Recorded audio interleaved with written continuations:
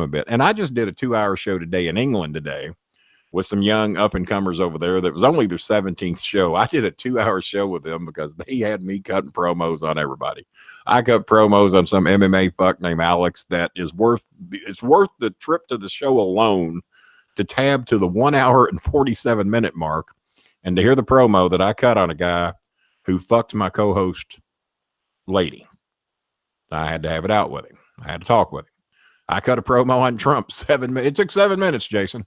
7 minutes into the show, I'm cutting a promo on Trump.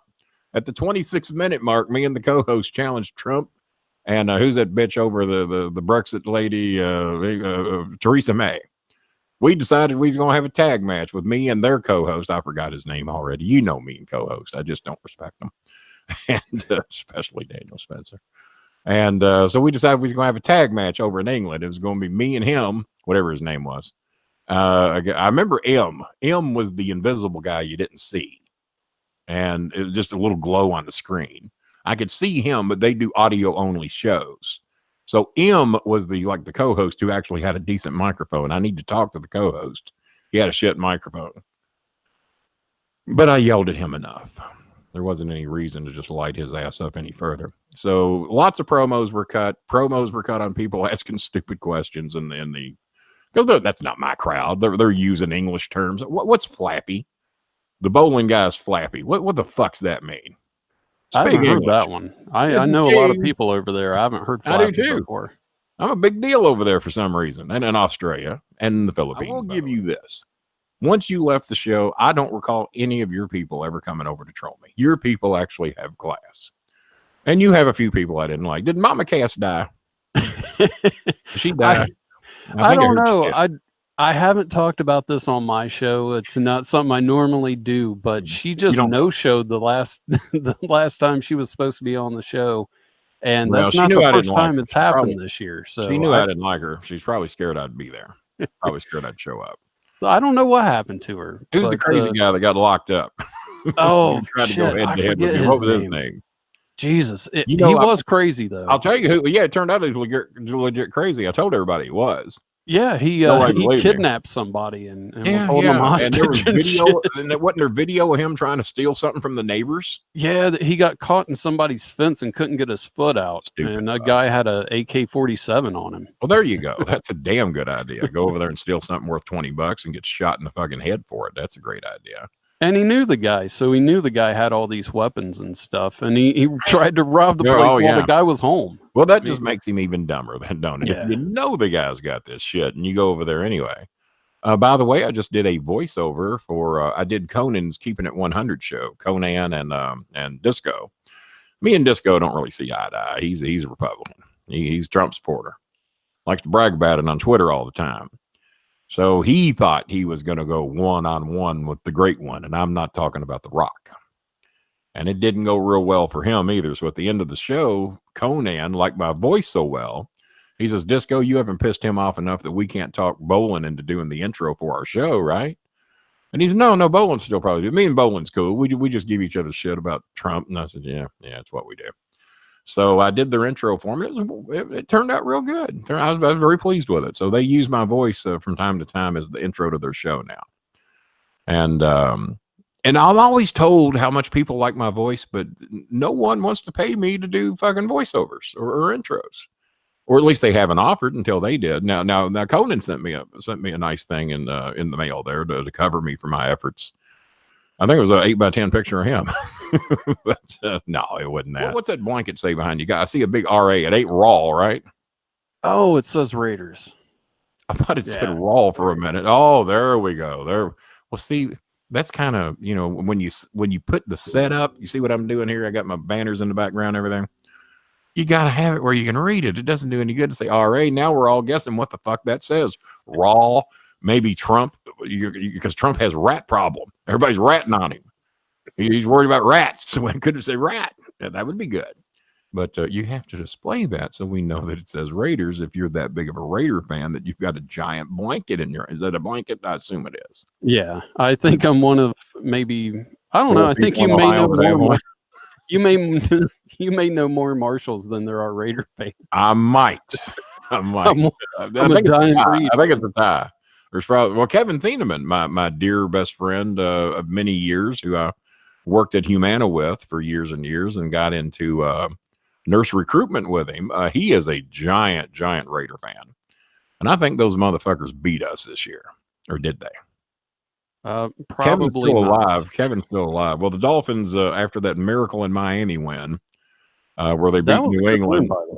I was going to message you to what a great fucking win, man. I was yelling in here like a teenage girl because we were beat. There's no way in hell he's going to win. And I was going fucking ape shit. I know that Chris and Maya heard me upstairs in their place. There's no way they couldn't have. I'm surprised they didn't come down and see what the fuck happened. Thought somebody broke in on me or something. But and then we go get our ass handed to us by the fucking Vikings the following week in Minnesota in a dome. Now, if it was outside and cold, I cut them some slack, but they were in a fucking dome. It was 68 degrees in there, crying out loud. The sun was shining through their fake glass windows. Probably warmer than that, probably about 72, 73 degrees, and we got beat. Embarrassed.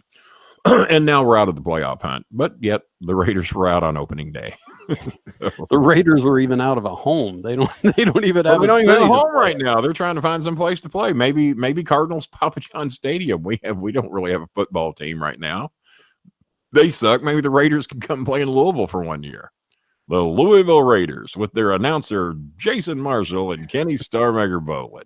I think they should just be true Raiders and invade everybody's stadium. All their games are away. You know what? You know what? They should play only road games. They're just the Raiders. And that's a great fucking idea. Fuck, we don't need a goddamn stadium. We don't need a home crowd. We're heels. We're always on the road. We play 16 road games. Fuck you all. And then if we win the playoffs, we get a home game. We'll come to your place. You get a bonus home game. I like that. That's a real fucking team right there. Somebody in the chat has said that the Raiders are going to Vegas. Well, they are going to Vegas, but not next year. Well, they might, but they're going to play in like a 20,000 seat stadium if they do, because their stadium's not ready for another year. So yeah, they're going to Vegas. But they don't. But their lease runs out this year, so Oakland may sign them up for one more year. They may not. You're leaving. Fuck you. Get out of here. There's a chance they might go to L.A. and have 3 teams in L.A. And they're talking that they might go to San Diego for a year. San Diego Raiders. How's that sound? I don't know. Sound right, does it? Don't sound right. I say the Raiders. I don't think it's ever sounded right since they left L.A. That's when I got into them. I mean, they're the Oakland Raiders. I mean, that's what they were when I was a kid. When I was fucking 8, 9 years old, I watched the Oakland Raiders. Matter of fact, I watched that fucking Kenny Stabler, left-handed quarterback. There hadn't been a lot of those. Kenny Stabler falling down. His knees were that far from the fucking turf. Beat my Dolphins in a playoff game back when I was like 70. Oh, God. It was before we won the Super Bowl in 72 when we had the perfect season. So it must have been the 71 playoffs. No, the Cowboys beat us in 71 in the Super Bowl. We had the perfect season and beat the Redskins in 72. We got beat in 70. So you know what? It might have been, let me think, might have been 73, 74. Because we won a couple of Super Bowls. We won back-to-back Super Bowls. So I don't know. I'm just talking shit. Who knows? I remember Kenny Stabler beat us once on when he was falling down, and I didn't like it too much. Because I was a kid, and that shit meant a lot to me then. But at 58, it means a lot to me now. If you could have saw me when Miami won the Miracle in Miami, and all it did was just get us back in the hunt. Well, no, it actually was kind of put us in the playoffs because it put us in a tie with Baltimore. But now the great thing is that Baltimore's got that slot, and their quarterback is the Louisville guy, the Heisman Trophy winner, Lamar Jackson. So it'd be great to see Lamar get his team into the playoffs in his rookie year. So that would be cool. By the way, you know who Anthony Scaramucci is, right? Yeah. Well, Anthony Scaramucci followed me on Twitter without me following him because Scoop the Mooch, as they call him, was what do you call what does Sarah Sanders do? What's that job? Press secretary. He was press secretary for 11 days. Do you know how the Mooch got fired? Do you know why? I don't remember. I know it was a big deal. I do remember why he got fired, and it's one of the greatest reasons to get fired. I'm shocked I haven't been fired for this. The Mooch, do you remember Steve Bannon? Yeah. That alt-right guy with Breitbart magazine, whatever it is. He's borderline what's the Jones guy that's had all his I was shows? about to say, I was surprised they hired him. That'd be Yeah, like yeah, hiring Alex Jones. he's basically fucking Alex Jones light is what he is. And they do the Breitbart magazine, and it's the extreme white right wing conspiracy theory bullshit that actually some fucking people believe. Sadly, that's how we separate the mind fuck people from real people. Is, well, who believes this Breitbart shit? And then you line them up and go, yeah, we might want to stay away from those guys. But Mooch did not like Steve Bannon and thought he was a detriment to the office, which he was, because about 80% of the people hated that motherfucker, and the others were, oh, he's cool, he's Steve Bannon, he's a everyman's man. Motherfucker was a multimillionaire, but he tried to dress like he was a commoner, and his face looked like it was eroding. It looked like it was rotten fish. I mean, he's just a rough looking individual. So someone asked Scaramucci in a supposed private call off the record, they asked Mooch what he thought of Steve Bannon. And Mooch was under the assumption that it was off the record. And he says, yeah, he said that worthless piece of shit is just sitting around here just to suck his own cock. And he said, that's the only reason he's here. Well, the reporter reported that the next day. Well, it got out that the Mooch said that Steve Bannon blows his own cock, which you have heard me talk about people that blow their own cock on this show many times. Many people blow their own cock just to hear themselves talk. Some might even accuse me of doing it. I promise you I cannot. So the Mooch got fired after 11 days because he said Steve Bannon sucks his own cock. And Saturday Night Live did a bit on it. Look it up. It is Bill Hader playing the part of Scaramucci. But Moochie, his name's not Moochie, it's Scaramucci, and he's known as the Mooch.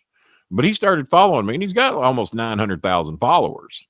I'm pushing 10,000. So I'm like, what the fuck's he following me for? Well, it turns out he's a big wrestling fan. And some of the people that he follows, I managed, and other people he follows, I feuded with. But I had a tie to everybody in there, and I told him what my ties were to everybody that he had in there. And the Mooch, you're going to love this. You might want to be the co-host for this show instead of that fucking Daniel embarrassing me. The Mooch wants to do the bowling alley. I invited him. He said he will do it, and we're going to look in January. Me and the Mooch, right versus left. We're both pretty, though. We're both pretty, just in different ways. That's going to be a hell of a show. That's going to be a hell of a fucking show. And I told him, I'm not going to ambush you. I'm not going to badmouth Trump unless you poke me into it. You stay away from it, I'll stay away from it. And if you just want to talk wrestling, we'll talk wrestling. If we want to talk about the 11 days he was press secretary, we can do that. But I will treat you with respect as long as you give me the same, and I expect you will. And he's written me in my inbox 2 or 3 times now. He follows me. He retweets me. And just cool guy.